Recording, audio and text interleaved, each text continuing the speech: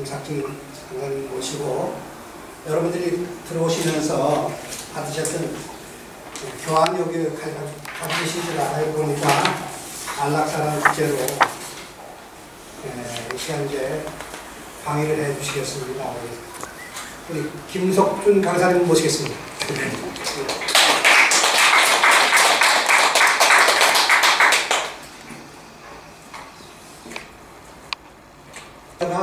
아주 준비를 많이 해오셨어요. 근데 저게 연결이 안 돼가지고 아쉽게도 그냥 이제 강의를 듣게 되겠습니다.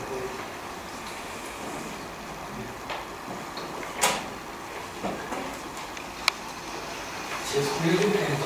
이리가 썩어요.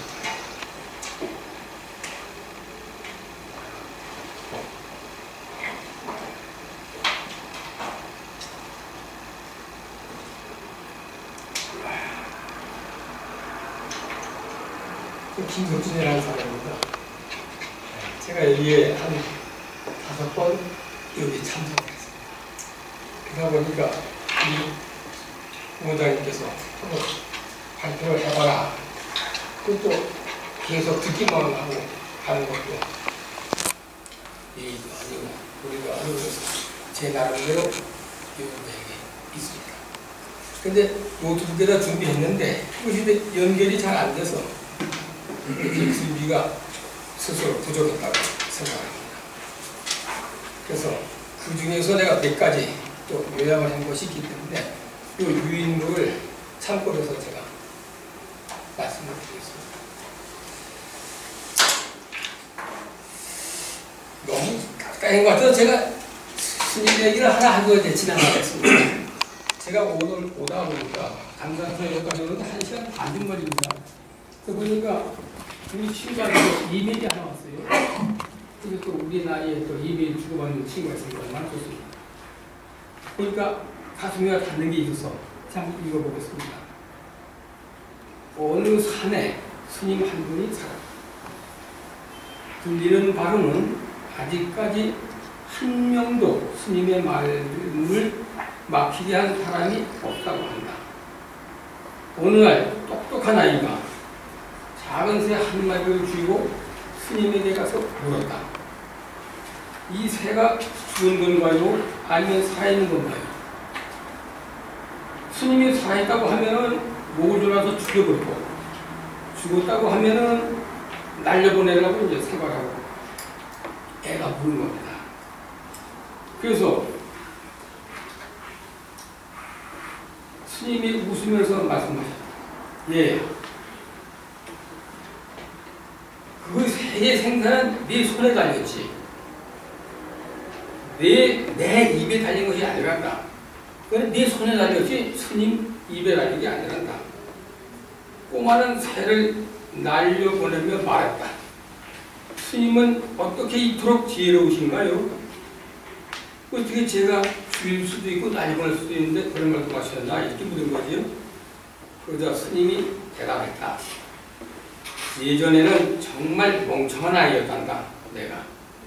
그러나 매일 열심히 공부하고 생각하다 보니 지혜가 생기기 시작하더구나. 나는 더 지혜로운 사람이 될 것, 너는 나보다 더 지혜로운 사람이 될 것 같구나. 그러나 그 아이는 슬픈 기색을 보이며 다시 말했습니다. 어제 우리 어머니가 점을 보셨는데 제 운명은 엉망이라고 말씀하시더군요.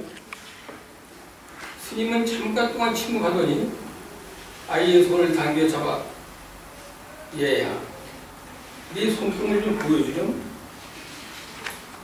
보니까 이것은 감정선, 이것은 사업선, 이것은 생명선. 자, 이제는 주먹을 꼭 쥐어보렴.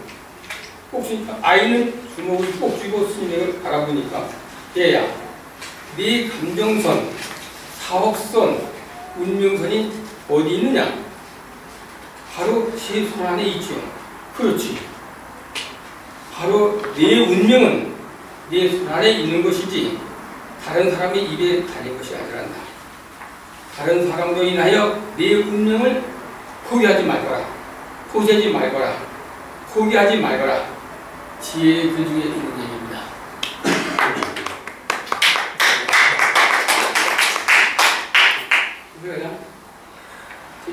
할지 모르고 마음에 닿는 거기 때문에 한번 읽어봤습니다.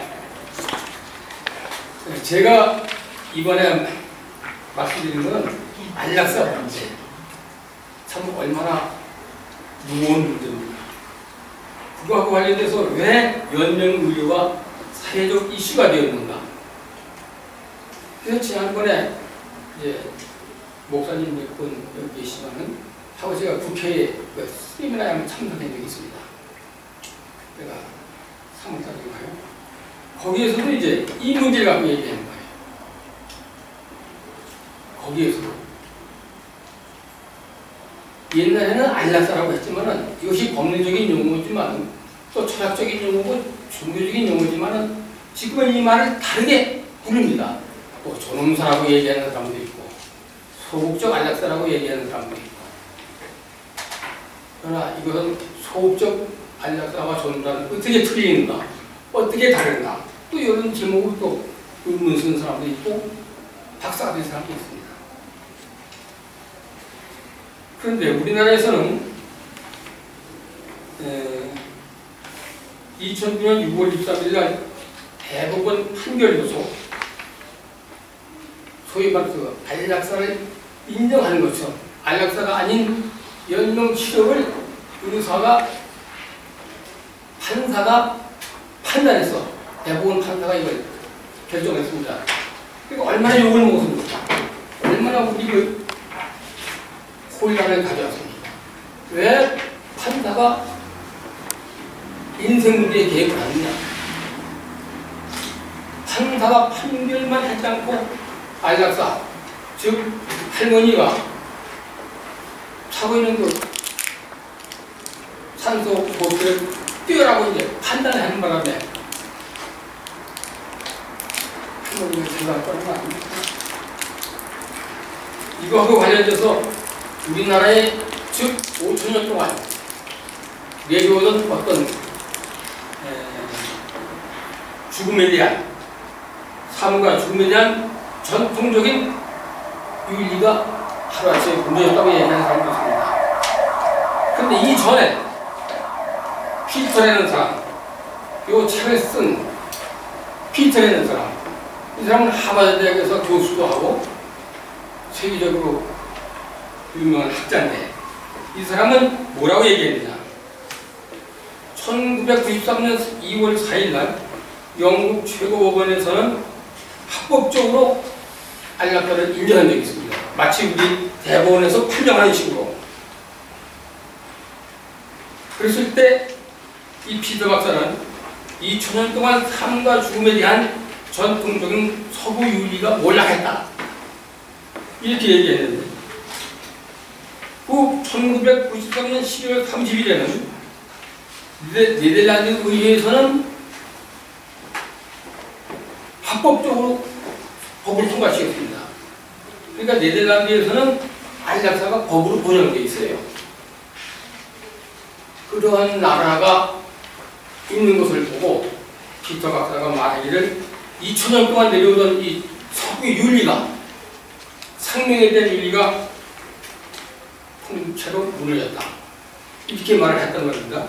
그러면 피터 박사가 얘기한 예를 들면 두 가지 건하고 우리나라에서 2009년 6월 13일 날 판단한 김 할머니 건하고 결국 같은 맥락에서 봤을 때 우리나라에서도 삶과 죽음에 대한 이것이 지금 다시 깊이 생각할 시점에 와 있지 않느냐.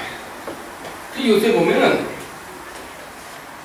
김 할머니 사건이 판단했을 때는 엄청난 센시티가 있었고 반영이 있었습니다. 어떻게 의사가 판사가 의사가 그렇게 살인 행위를 할 수 있게끔 판단을 했느냐? 어떻게 그걸 판단했느냐? 의사가 하게끔. 그럼 의사가 살인자가 되려는 말이냐? 근데 사실은 그때 그 할머니 그 아들 딸들이 병원에 가서 호흡기를 뛰어달라고 했어요. 이 마지막 단계에 와서 몇 개월 사이에 자기가 갖고 있는 재산이 전부 들어가서 수술도 하고 뭐 이렇게 하다 보니까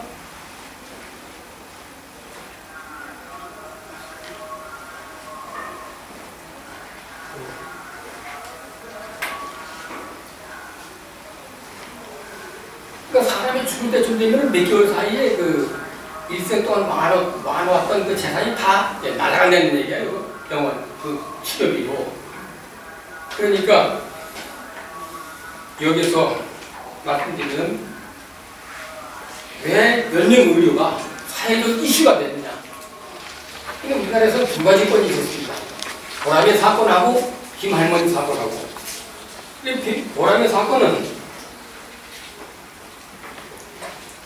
뭐 여러분들 다 아시겠지만은 보람의 병원에서 어떤 남자가 술 먹고 했다가 이제 다쳐갖고 병원에 입원했는데 병원에서 수술을 하고 수술비가 엄청 많이 나오니까 의사가 말렸는데도 불구하고 자기 부인이 데리고 가겠다.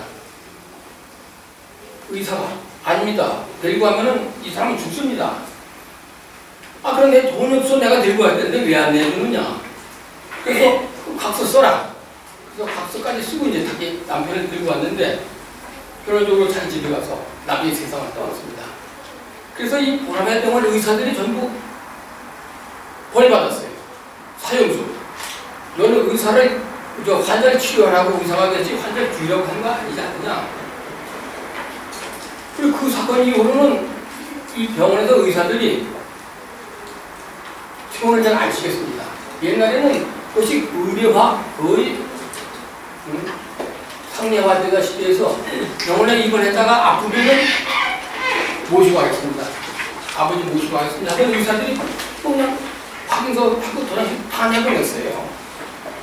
근데 보람의 병원 사건에서 그 자식들이 들고 와서 그 마누라가 데리고 와서 그냥 세상을 떠났으니까 그거 안 되겠다. 의사의 의무 중에는 환자를 살리라는 의무도 있는데 물론 환자는 또 자결권에 의해서 자기 할 수 있는 자결권도 있지만은 의사의 생명권, 의사가 고쳐야 될 치료권이 더 중요한데 그걸 소홀히 했으니까 벌 받아라 해서 의사가 벌을 받고 마누라도 벌을 받고 그렇게 한 사건이 보람의 사건입니다. 그렇게 하니까 김할머니 사건에 와서는 그걸 가만 놔두면은 전부 의사들이 안 내보낸다. 안 된다. 난 환자를 지켜야 되겠다 하고 하다 보면은 이 고통당하는 거는 뭐랄까 서민이라고 그러나 아니면은 병원에 입원하고 있는 그 가족들밖에 이제 고통 당하는 사람이 없다 이겁니다. 그러니까 김할머니 사건에서는 그 후손들이 가서 할머니를 퇴원시켜달라고 하니까 거기서 의사가 반대했죠. 처음에는 안 된다. 그 보람의 사건은 모르느냐. 우리가 환자를 해보내면 일종의 하는데 안 된다. 그런데 해주셔서 재판을 거는 거예요. 이 사람이. 이 가족이 나는 의사가 안 내보내지만은 난 우리 할머니 김할머니 우리 할머니 여기에 쓰여있는 인공호흡기 띄워달라. 그러니까 얼마나 고민했겠습니까? 이 재판관도. 그래서 1심, 2심에서 뭐 그렇게 말이 많다가 결국 대법원까지 올라가서 그래 하면서 이제 그 유가족 가족 편을 들어준 겁니다. 뛰었어요. 산소호흡기를 뛰었는데 여기 있는 거 마찬가지로 201일 동안을 이상 없이 살다가 이 세상 떠난 겁니다.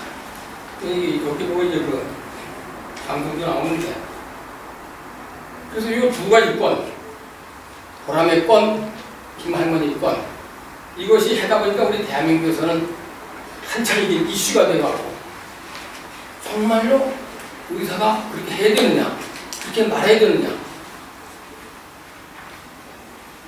의사가 자기 임무만 충실하게 하려고 보면은 살인자가 되고 또 이 가족이 하는 대로 자꾸 해주면은 지금 이제 말하는 식으로 안 된다 이런 얘기죠. 그래서 제가 다시 한번 이걸 정리해서 봅니다. 김할머니 사건은 환자는 폐종양 조직검사를 받던 중 과다 출혈 등 중환자실 옮겨 치료하였으나 의식을 회복하지 못하고 인공호흡기에 의존한 채 환자의 가족은 어머니에게 부착한 인공호흡기를 제거해달라고 청구 사건을 통해서 재판을 통해서 연명치료 중단이라는 사회적 공론의 주제가 사법부로 넘겨졌으며 판결문의 형태로 사법부의 견해를 알 수 있게 됩니다. 대법원 판결의 기본적인 틀은 연명치료 중단의 사회적 수용과 관련해서 상당히 진전된 내용을 담고 있습니다. 대법원은 사안의 중요성을 감안하여 2009년 3월 30일 공개 변호를 열었으며 연세대학교 세브란트 병원은 병원 윤리위원회를 개최한 후 가족과 합의하여 6월 23일 환자의 인공호흡기를 제거하였다.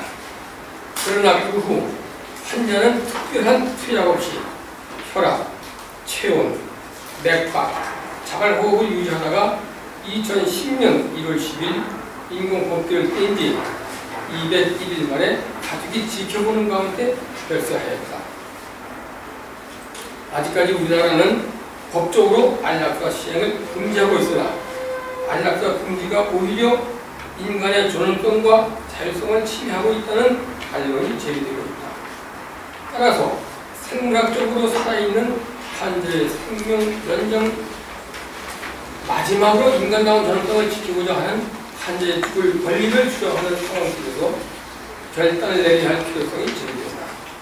그리고 국가는 구체적인 입법을 통하여 국민의 기본권을 구체화할 필요가 있는데 대법원은 연명치료 중단이 반드시 소송을 통해 해결해야 할 문제는 아니며 일일이 사례들을 소송 사건화하는 것도 비현실적이라고 권고했다. 그럼 판단을 매일 앉아서 이런 것만 판단할 거냐? 비현실적이다. 환자의 연명치료 중지 여부에 관하여 사법부가 다뤄야 했던 이유는 무엇인가? 왜 사법부가 개입을 했느냐? 대법원 판결의 의의는 첫째, 대법원이 처음으로 연명치료 중단의 일반적인 요건 혹은 절차를 제시했다는 점. 처음으로 이제 여기에서 하면서 지금 우리 이 송 목사님이 추진하고 있는 의료 지시서, 의료 의향서, 연명 의료 의향서 이것을 대법원 판결문에 포함시켰어요. 앞으로 그런 것을 하게 되면은 이런 판단을 할 수 있다. 둘째, 대법원이 처음으로 구속력을 인정할 수 있는 사전의료 지휘서 반복됩니다만 요구를 구체적으로 제시했다는 점.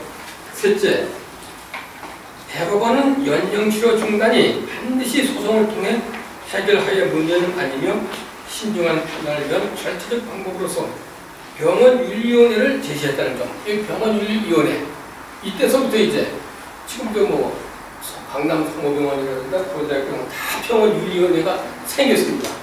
이후로 미국에서도 퀼란양 사건이라고 해서 이런 사건이 지나갔을 때 병원윤리위원회가 처음으로 생겼거든요.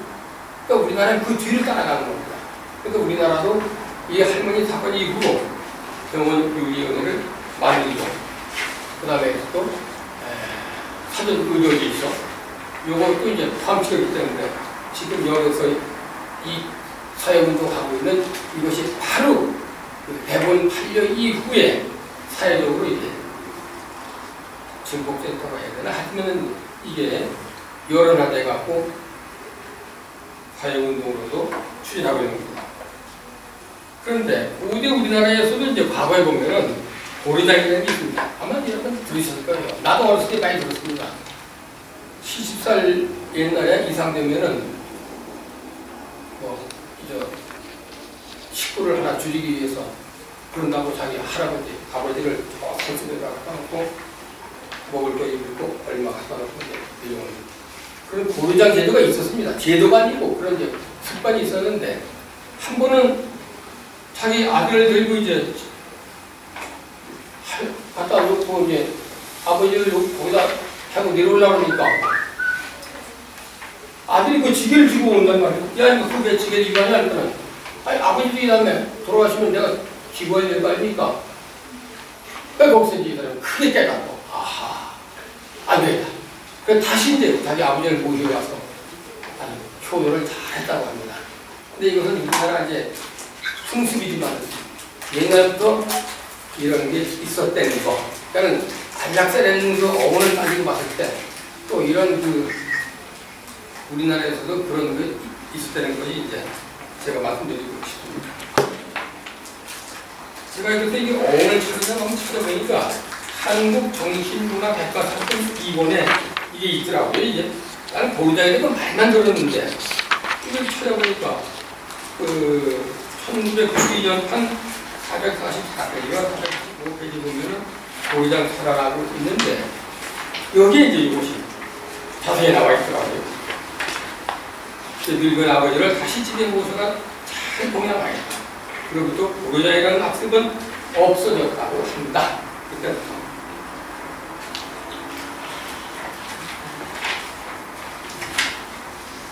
그러면 이제 앞으로 바람직한 연명 치료를 어떻게 해야 되느냐? 이 네 가지 예를 들면 호스피스 제도. 근데 호스피스를 아는 분도 있지만 잘 모르시더라고요. 이 가톨릭 병원에 때는 서초동에 호스피스 실이 있습니다. 그럼 거기에 가면은 아주 편안하게 이게 이제 삶을 마감할 수 있습니다. 이게 나는 이제 가끔씩가다 이제 어느 그 중환자실 가서 느낀 상황인데, 우리 인생 선배이면서 제 군대 선배인데, 얼마 전까지도 이제 모임에 나와서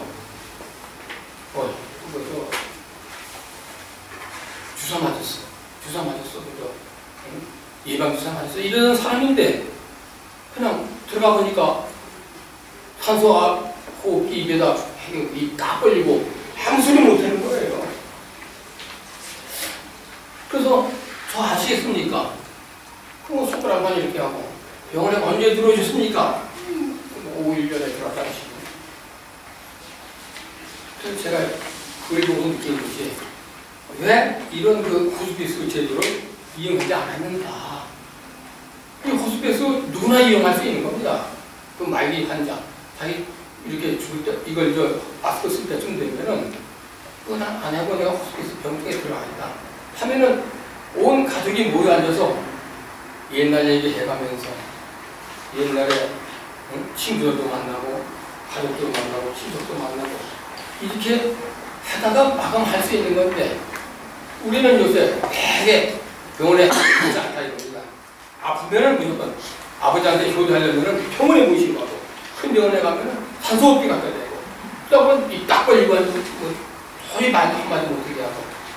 그래 이런 것을 미연에 방지하기 위해서 지금 여기에서 하고 있는 이 연구원에서 하고 있는 생명 사전 지휘서, 의료 사전 지휘서, 이걸 앞으로 필요하다고 저도 느끼고 있습니다. 병원에 가서 몇 번 그걸 느끼고, 야 정말 이걸 산소호흡기를 끼고서 그 사실 하여튼 일주일 살면 뭡니까? 아니 한 달 더 살 거면 뭐 할 거고, 아니 1년을 더 살다가 뭐 할 겁니까? 그동안에 밀렸던 얘기, 하고 싶었던 얘기, 흘러간 인생 이런 것을 교훈적으로 얘기하다가 조용히 눈을 감아야 되지 않습니다. 그러기 위해서는 무조건 종환자실에 들어가서 산소호흡기 낄 게 아니고 이 호스피스 제도를 이용해서 온 가족이 모여 앉아서 일생을 정리할 수 있는 시간이 필요하다. 이걸 말씀드립니다. 두 번째는 생명 존중의 원리. 이건 우리 가톨릭에서 특히 강조합니다. 그래서 요가 교황이 한 것 중에 요왕성 신앙 교제성에서 한 안락사에 대한 선언이라는 거예요. 그 선언이 1980년대에 발표된 것이 뭐라고 되어 있느냐. 이 세상 어느 누구도 그 무엇도 무유한 인간 존재, 갓 잉태든 태아든 나서 자란 태아든 어린이든 노인이든 불치병으로 고통받는 사람이든 죽어가는 사람이든 결코 인간의 사례를 용납할 수 없다. 그것이 이제 캐톨릭의 기본 성서의 말씀입니다.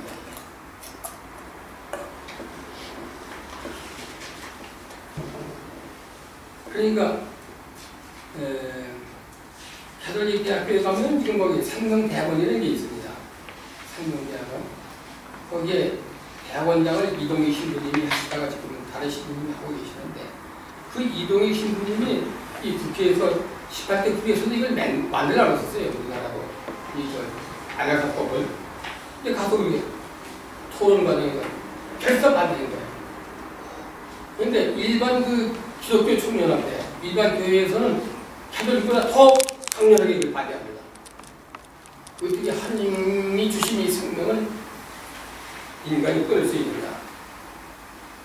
그래서 이 생명 존중의 원리, 여기에 입각해서 보면은 정말로 함부로 할 건 아니지 않느냐, 함부로 줄 건 아니지 않느냐, 이렇게 또 잘 아시지만은 10개 명령이 있지 않습니까? 제5계명에 보면 인간의 생명은 하나님께서 한 것이고 살인을 한다는 것은 하나님을 향한 도전임을 의미한다. 그리고 오직 하나님만이 생명의 주인이시기 때문에 인간 생명과 죽음은 하나님 손에 달려있다. 그러니까 의사가 모이고 할 수 없다는 얘기입니다. 의사에게 만약 그런 권한을 주게 되면은 가장 반대하는 사람이 누구냐? 가장 강렬하게 하는 사람이 장애인협회입니다. 장애인협회. 장애인협회에서는 만약에 그것이 법률화된다면은 우리나라도 지금 그 법을 갖고 있기 때문에 언젠가는 아마 될 확률이 있어요. 하게 되면은 경제적인 문제로 또 여러 가지 이유를 붙여서 안락사 시켜버리면은 자기네들은 불가피하게 세상을 떠나야 된다. 그러니까 그 사람들은 가장 강력하게 그걸 반대합니다. 안락사 법을 이전을 안 된다.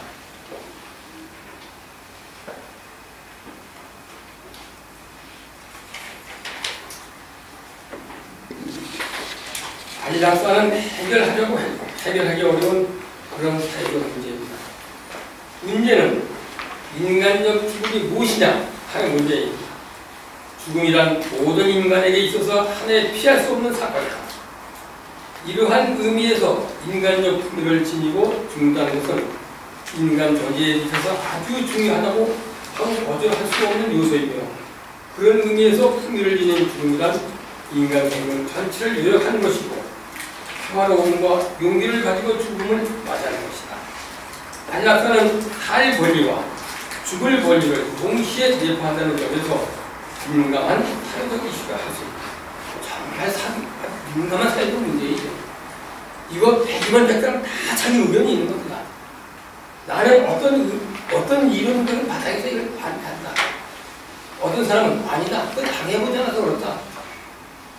그 긴 병에 효자 없다고 그 할머니, 우리 아버지 어머니가 그렇게 병석에 누워서 큰 고통을 당하고 있는데 그래서 재산을 다 거기다 팔고 후손에게 이렇게 물려주고 갈 수 있느냐. 그러니까 그럴 경우에는 법이 있어서 그 가족을 구해야 되는 거 아니냐. 또 이렇게 얘기하는 사람도 있어요. 그러니까 그것이 가장 대표적으로 해결하는 나라가 그 네덜란드입니다. 네덜란드는 아주 법적으로 허용되어 있어요. 안락사가. 그런데 그 나라에는 안락사가 허용되게끔 그 히스토리가 있는 겁니다. 포스토가 박사라고 여자인데 그 포스토가 박사가 자기 어머니를 안락사 시켰어요. 자기 어머니가 무슨 아주 그 병에 걸려갖고 침대에다가 손발 묶어놓고 꼼짝 못하게 해놓고 그걸 치료하다 보니까 야, 날 좀 죽여달라. 딱 자기 딸을 보고 날 죽여달라. 내가 이렇게 살아서 너희들한테 이런 고통을 주고 온 가족이 이렇게 맨날 와봤자 이게 무슨 필요가 있느냐. 차라리 나 혼자 깨끗하게 가면은 너희들은 나머지 생을 잘 살 수 있지 않느냐. 괜히 이 딸이 얼마나 고민을 했겠습니까? 아니 내가 우리 어머니인데 날 낳아서 길러주고 저 우리 말 나면 결혼시켜주고 이렇게 하면 내가 어머니를 이게 죽여야 되느냐? 죽이는 것보다도 어머니 죽게 만들어야 되느냐? 고민하다가 하도 간청을 하니까 그냥 주사를 놔서 어머니가 제가 떠나갑니다. 그리고 병원장한테 신고하고 경찰에 신고하고 우리로 말하면은 검찰에 신고해서 재판에 또 믿었어요. 근데 재판에서도 얼마나 그걸 고민을 했겠습니까? 그리고 여론조사도 하고 얼마나 하면 이런 경우가 있겠느냐. 그래서 여러 가지 그 절차를 만들어서 법을 만들어놨습니다. 그래서 이 지구상에서 유일하게 법이 안락사가 법으로 해놓은 나라는 네덜란드밖에 없고 미국에는 오하이오주가 있고 뭐 일본에는 아직 법이 없고 우리나라에도 아직 법이 없습니다. 그래서 네덜란드가 세계에서 가장 그런 최초의 그 법을 만들어 놓고 그런데 그 안락사 시킨 사람이 자기 딸이기 때문에 딸이 어머니를 했기 때문에 그 인간적인 고뇌를 연구하는 것이 지금 이제 네덜란드에서는 안락사가 합법화된 겁니다.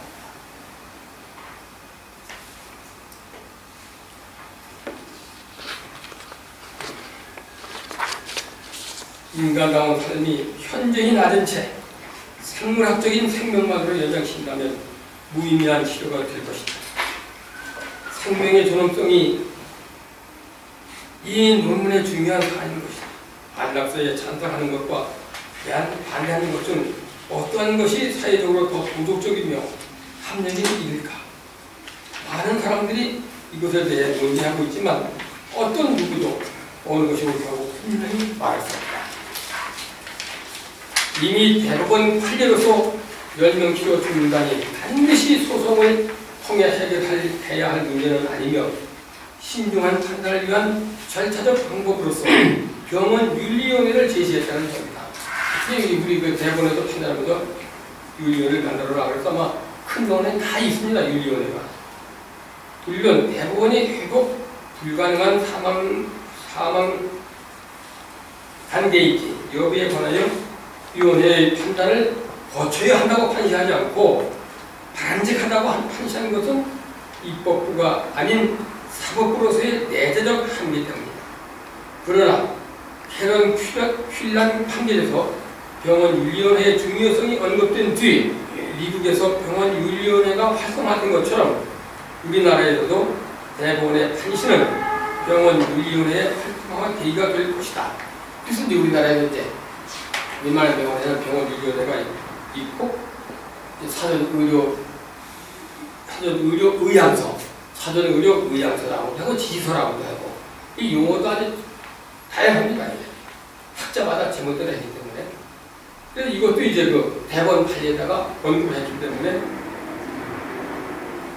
마지막으로 이제 말씀드리는 것이 과연 사전의료의향서, 사전의료지시서 여기에 대해서 사전의료의향서를 통한 환자의 자유로운 결정은 오직 현재의 구체적인 상황에서만 유효하며 이걸 쓴다고 해서 가정된 상황에서는 의미가 없고 우려되는 것은 현재 한국에서 통용되는 사전의료의향서 중에는 의사의 전문적 설명 없이 노인들에게 한두 시간 강의한 후 작성토록 한 것들이 많다는 것이다. 그러나 우리도 좀 반성할 것이 포함되어 있을지도 모르고 우리가 개선해야 될 것이 포함되어 있을지도 모릅니다.